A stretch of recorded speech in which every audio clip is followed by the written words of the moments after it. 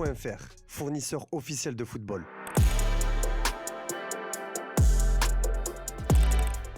Bonjour tout le monde et bienvenue dans ce nouveau JT Foot Mercato. On démarre avec le tirage au sort de la Ligue des Champions. Suite au barrage de cette semaine, on connaît enfin les affiches des huitièmes de finale de la compétition. On savait que le PSG allait affronter soit le FC Barcelone, soit Chelsea. Eh bien les Parisiens sont tombés sur les Blues, un remake de la finale du mondial des clubs, remporté par le club londonien l'été dernier. Ça sera donc l'occasion pour Paris de se venger. Habitué à mettre Paris en difficulté lorsqu'il entraînait Strasbourg, Liam Rosignol a tout du bourreau capable de faire tomber les champions d'Europe en titre. Le PSG a d'ailleurs été placé dans la partie de tableau la plus compliquée, puisque s'il parvient à se hisser en quart de finale, le club de la capitale pourrait retrouver le Liverpool. Et ce n'est pas tout, le Real Madrid se mesurera encore une fois à Manchester City, et le vainqueur de ce choc rencontrera celui du duel entre l'Atalanta et le Bayern Munich. Ces quatre équipes font également partie de la moitié de tableau du PSG et sont donc de potentiels adversaires en demi-finale. Enfin, dans l'autre moitié de tableau, Arsenal s'en sort très bien.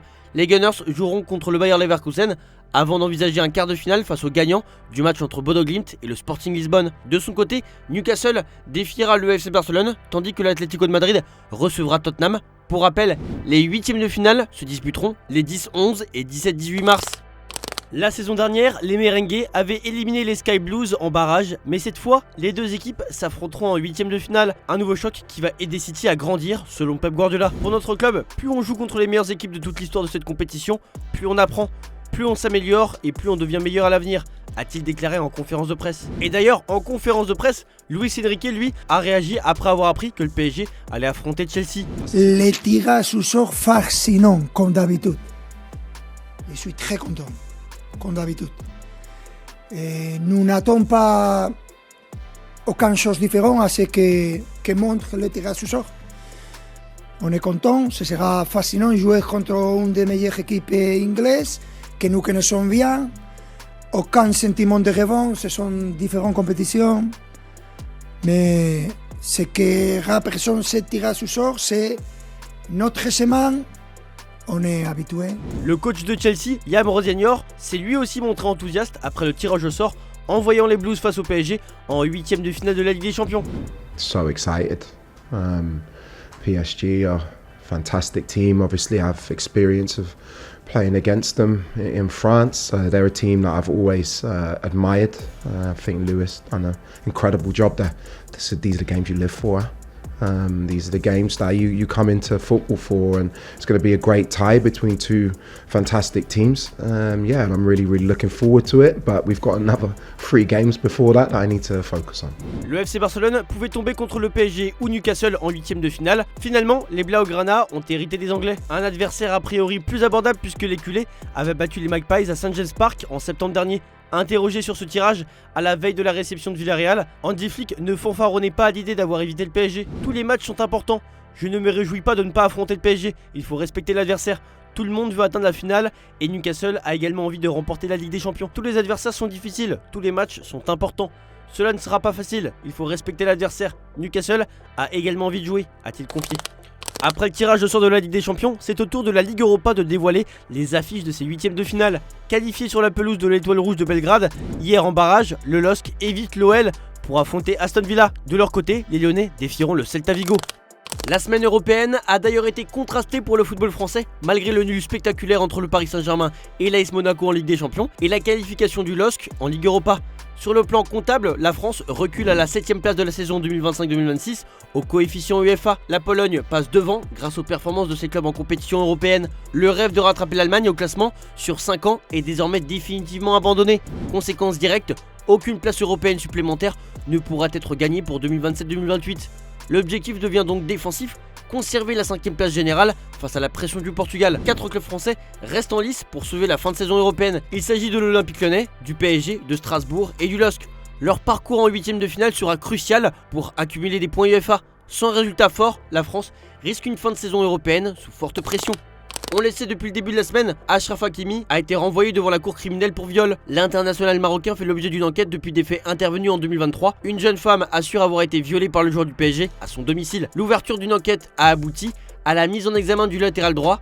Et après investigation, la juge d'instruction a décidé du renvoi en procès pour viol, suivant les réquisitions du parquet de Nanterre. Le candidat Horizon Renaissance à la mairie de Paris, Pierre-Yves Bournazel, a expliqué sur les ondes de BFM TV et RMC ce matin que le latéral devrait se mettre en retrait le temps qu'une décision de justice soit rendue. Je crois que c'est mieux pour lui et pour le club qu'il se mette en disponibilité le temps du procès. Les faits qui lui sont reprochés sont très graves. Il a le droit à la présomption d'innocence, mais je pense que le temps qu'il y ait des décisions de justice pour protéger le club, pour protéger tout le monde, la présumée victime comme lui, je pense que c'est important.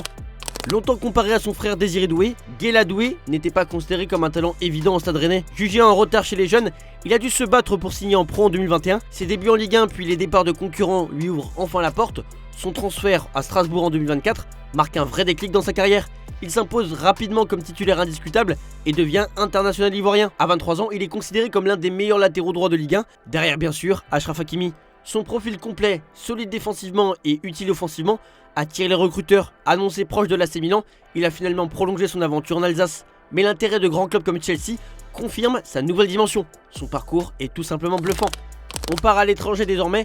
Manchester City surveille de près la situation contractuelle de Vinicius Junior au Real Madrid, dont la prolongation bloque toujours. Le Brésilien, sous contrat jusqu'en 2027, réclame une forte hausse salariale que le club madrilène refuse pour l'instant. City espère profiter de cette tension en l'incitant à temporiser pour envisager un transfert à prix réduit en 2026 ou libre en 2027. Des contacts existeraient déjà entre l'entourage du joueur et le club anglais. L'avenir de Pep Guardiola est toutefois un facteur clé dans l'équation. Son possible départ d'ici 2027 pourrait rendre le projet mancunien plus attractif pour Vinicius. Le style de jeu actuel du technicien ne correspondrait pas totalement au profil de l'ailier brésilien. De son côté, le Real reste confiant et souhaite boucler une prolongation rapidement. Le contexte sportif et les équilibres internes au club influencent aussi la réflexion du joueur. Le dossier pourrait encore durer de longs mois avant de connaître son dénouement.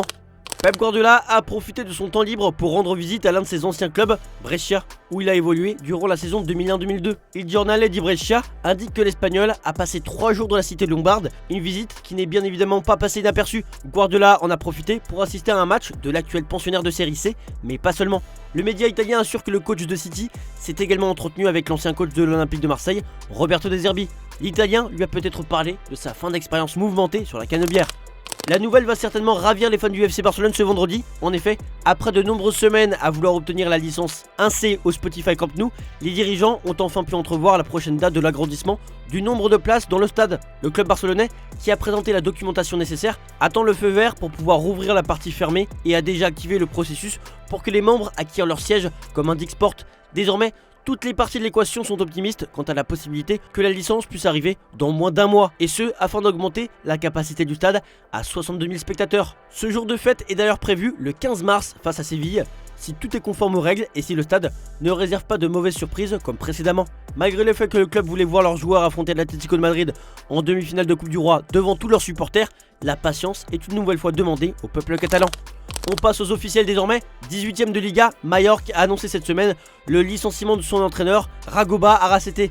Le coach espagnol était arrivé au club à l'été 2024 et avait même mené les insulaires à une solide 10ème place dès sa première saison. Son départ a été vite comblé puisque Mallorca a officialisé ce jeudi la nomination de Martin Demicheli sur son banc. 7ème de Première Ligue, Brentford a annoncé ce jeudi la prolongation de son entraîneur, Keith Andrews.